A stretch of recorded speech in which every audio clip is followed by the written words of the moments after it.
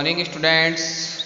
आज हम पढ़ेंगे class 12 maths chapter 8 application of derivative. तो स्टूडेंट्स, ये जो चैप्टर है अपना एप्लीकेशन ऑफ डेरिवेटिव, ये अपना जो चैप्टर 7 है डिफरेंशिएशन, उससे रिलेटेड ही है स्टूडेंट्स।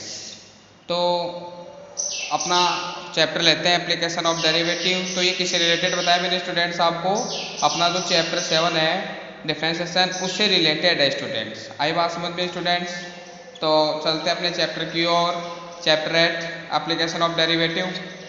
सबसे पहले अपन 8 चैप्टर अपना, सबसे पहले इंट्रोडक्शन देखेंगे। एक्सरसाइज 8.1 में जो टॉपिक है अपना, अपन किससे रिलेटेड से टॉपिक से रिलेटेड अपन क्वेश्चन करेंगे। अपना जो टॉपिक है ना, उसमें किस टॉपिक से रिलेटेड अपन क्वेश्चन करेंगे, उसका सबसे पहले अपन इंट्रोडक्शन जानते हैं। इंट्रोडक्शन क्या है स्टूडेंट्स? देखिए स्टूडेंट्स, इंट्रोडक्शन है rate of change of quantities. Hindi mean है इसका कि राशियों में परिवर्तन की दर किस प्रकार बदलती रहती है। राशियों में जो परिवर्तन की दर है ना, वो किस प्रकार चेंज होती रहती है। आई बात समझ में?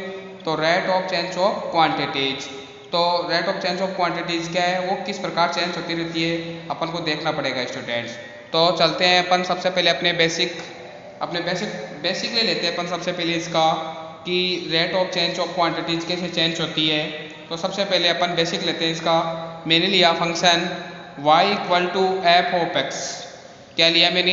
y equal to F of X. तो अपन को ये क्वांटिटी अपनी y है, इसमें क्या करना है, अपन को चेंज करना है। किसके रेस्पेक्ट में करेंगे अपन? यहाँ पे वेरिएबल्स क्या है अपना, अक्स है, तो y में अपन को चेंज करना है।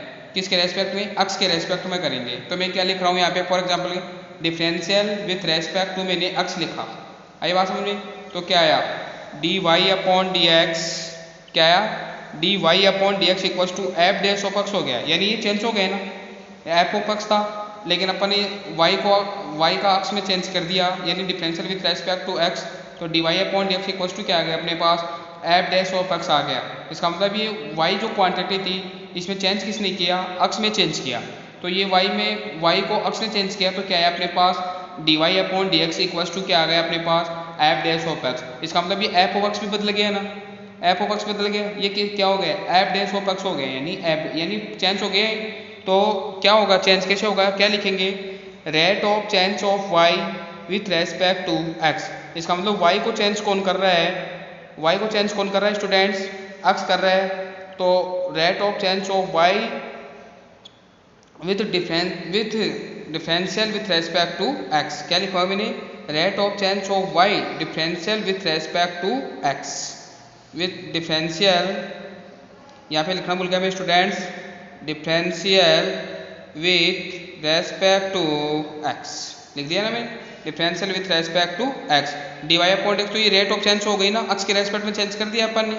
अब फॉर एग्जांपल के तौर पे और देखिए स्टूडेंट्स, जैसे अपन कोई फंक्शन दूसरा फंक्शन लेते हैं, उसको किस पे चेंज करना है अपन को, तो y equal to F of X लिखा, एट कौन से पॉइंट पे चेंज करना है इसको, x equal to x zero पर चेंज करना है स्टूडेंट। तो रेट ऑफ चेंज क्या, कौन से पॉइंट पे चेंज करना है अपन को, x equal to x zero पर रेट ऑफ चेंज निकालनी है इसकी। तो क्या करेंगे, differential with respect to x। कहने का मतलब स्टूडेंट्स क्या है, ये x equal to x zero, यहाँ पे अपन को कोई वैल्यू देती है, पहले अपन डिफरेंशिएशन करेंगे x के रेस्पेक्ट में, और फिर उसके बाद में ये वैल्यू पुट कर देंगे। तो देखिए क्या आएगी, differentiation with respect to x। तो क्या हो गया students, D Y upon D X equals to F dash of X. तो अपन को किस पे चेंज करनी है इसको, x equal to x zero पर चेंज करनी है स्टूडेंट। तो मैंने यहाँ पे क्या लिख दिया, x equals to x zero लिख दिया। तो मैंने क्या लिखा यहाँ पे, rate of change of y with differential with respect to x at differential, rate of change of y differential with differential students. क्या लिखा मैंने, differential with respect to x at x equals to x zero. आई बात समझे students? तो अपन ने ये जो अपने को क्वांटिटी दी हुई थी, इसको अपने कौन से पॉइंट से चेंज कर लिया, x equal to x zero पर चेंज कर लिया स्टूडेंट्स। आई बात समझ में स्टूडेंट्स? तो अपन इस क्वांटिटी, तो application rate of change of quantity जो अपने को कैसे दी हुई आती है अपन को ऐसे तरीके से, जैसे मैंने आपको जो बेसिकली बताया ना स्टूडेंट, इसको नॉर्मली तरीके से आपको देखते हुए चलना है कि कैसे रेट ऑफ चेंज ऑफ है, क्योंकि ये डिफरेंशिएशन का यूज है तो अपन इसमें डिफरेंशिएशन का यूज ही करेंगे, लेकिन जो चेंज करेंगे वो अपन क्वांटिटी के अकॉर्डिंग चेंज करेंगे। आई बात समझ में स्टूडेंट्स। अब चलते हैं अपन आगे की ओर। वैसे स्टूडेंट्स आपको ये ध्यान रखना है कि नॉर्मली जो रेट ऑफ चेंज होती है ना, नॉर्मली जो रेट ऑफ चेंज होती है वो किसके रेस्पेक्ट में चेंज होती है स्टूडेंट्स?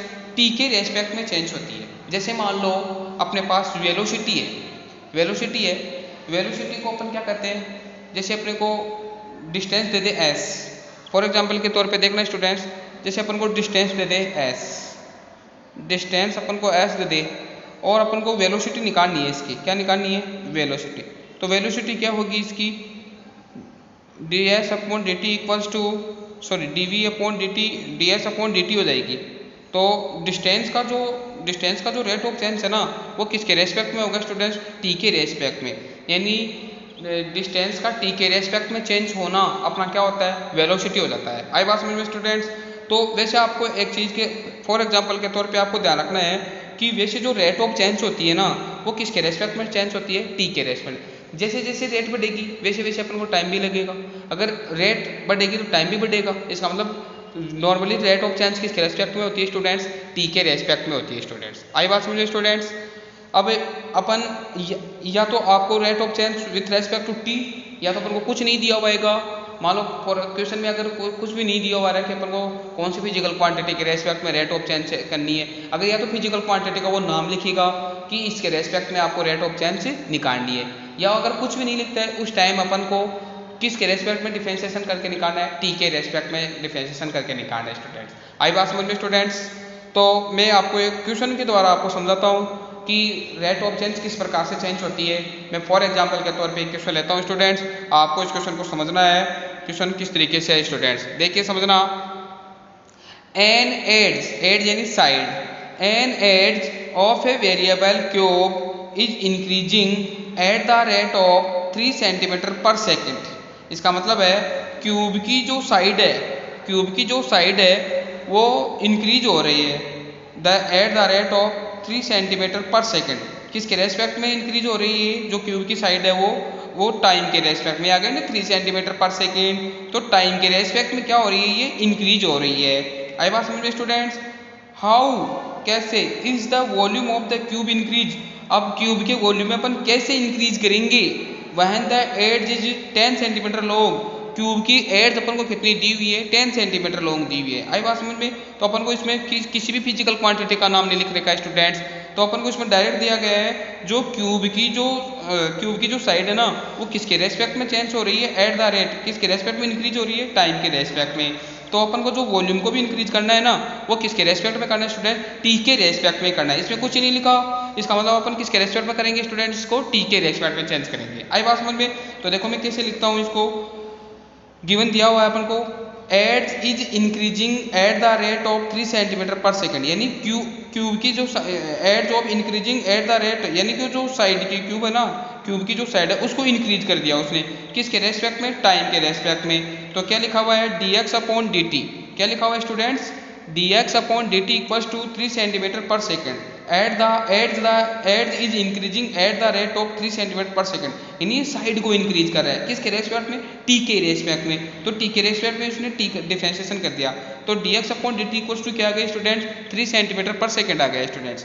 आई बात समझ में स्टूडेंट। जो अपन ने जो साइड ऑफ क्यूब दी हुई कितनी दी हुई क्वेश्चन में? 10 सेंटीमीटर लॉन्ग दी हुई है, तो side of cube equal to कितनी आ गई अपने पास? 10 सेंटीमीटर। तो मैंने यहाँ पे एक चीज़ लिखना भूल गया मैं स्टूडेंट, जो साइड ऑफ क्यूब है ना, side of cube equals to मैंने क्या माना है स्टूडेंट? एक्स मान लिया है। तो क्यूब की जो साइड है मैंने एक्स मान लिया, तभी तो ये edge is increasing at the rate of आ जाएगी। तो साइड की जो क्यूब की साइड है उसको एक्स, तो D x upon D T equals to क्या आ गया स्टूडेंट? 3 सेंटीमीटर पर सेकेंड आ गया स्टूडेंट्स। तो साइड ऑफ क्यूब अपन को कितनी दी हुई क्वेश्चन में? 10 सेंटीमीटर। अपन को किस में इंक्रीज करना है? वॉल्यूम में इंक्रीज करना है, यानी D V upon D T निकालनी है। तो वॉल्यूम ऑफ क्यूब क्या होती है स्टूडेंट? साइड का होल क्यूब। तो साइड ऑफ क्यूब क्या माना अपन ने स्टूडेंट? एक्स माना है स्टूडेंट। तो volume of cube v equal to क्या हो जाएगा अपने पास स्टूडेंट, x हो जाएगा।